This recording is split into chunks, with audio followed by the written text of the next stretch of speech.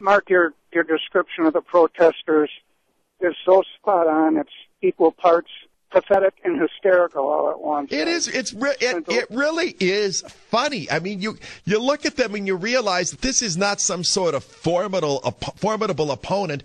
This isn't the average Wisconsinite, standing up in opposition to what's going on. If you take the average Tea Party crowd and then take this crowd and put them side by side, you'd think that that this bunch in Madison was coming from a different species, that they're not even human beings.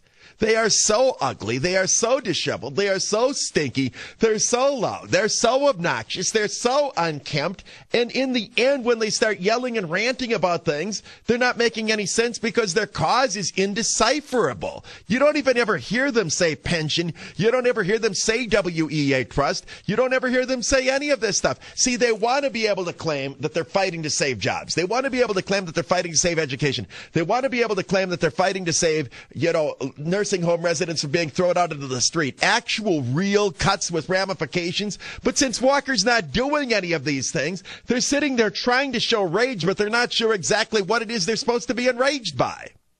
They're protesting for the sake of protest. As you said, they kind of missed those days. They read about them, they heard about them, they saw the movies, they listened to the music, and they're rebels without a cause. These are protesters. That's exactly what it is. That's exactly what it is. The angry and the alienated, but they're not even that angry and they're not even that alienated because they're just able to hang out.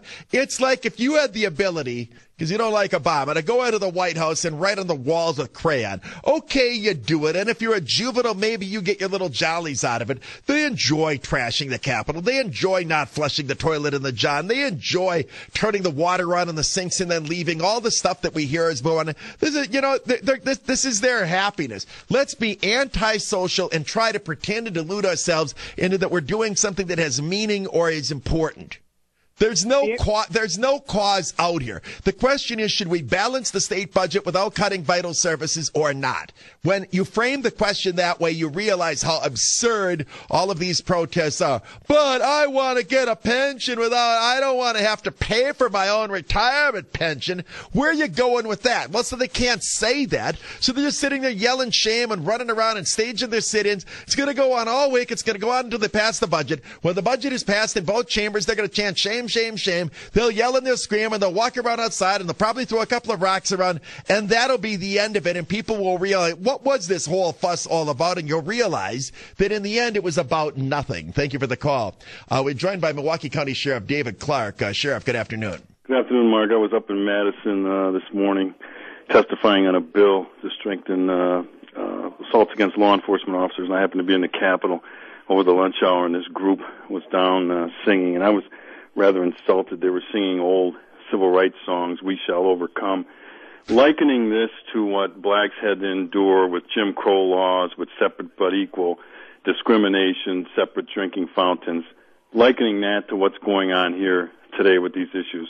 I found rather insulting, and the ironic the fact that they're trying to elevate their selfish little concerns to actual deep human injustice, some of the great embarrassments that American society ever perpetuated, just shows you how shallow all of this is. Do they really think that the issue that they're carrying on about is the same as black kids being told to go to one set of schools or to go to the bad bathroom in the back of the restaurant rather than the same one that real people, the white people, get to use those kinds of injustices? You're right. They're grabbing the civil rights anthems. But here's the problem, Sheriff.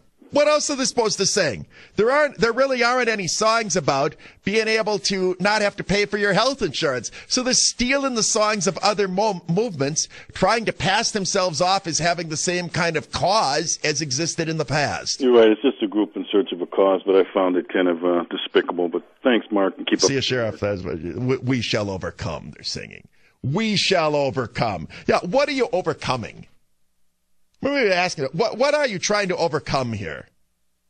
I know the average Wisconsin school teacher and the average Wisconsin county clerk employee.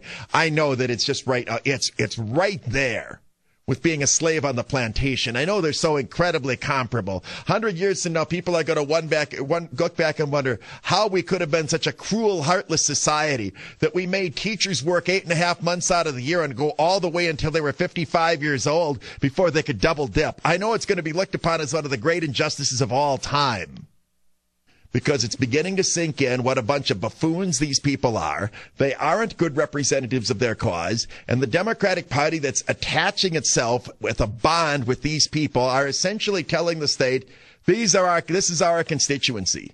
These are our people.